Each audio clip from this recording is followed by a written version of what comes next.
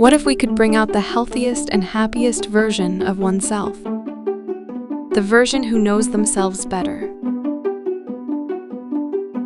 What if you think you need a massage, but it's actually about your posture? And what if we diagnose you as a whole? Body, mind, and lifestyle, not just the symptoms.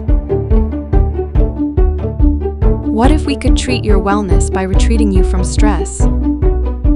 What if we personalized your treatments because your health concerns differ from others? What if improving your joints is just about what you eat? Or you are healed by doing nothing? And if feeling well results in looking well? When our body feels better, is it from changing our lifestyle, body, or mind? What if traditional healing is the medical advancement?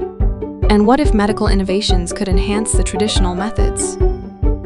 What if we integrate all the wisdoms with science, and taking advantage of their unique healing benefits that complement one another? Wouldn't it be good for you to be able to define your health goals and rediscover your new lifestyle? Isn't the best investment is to invest in oneself?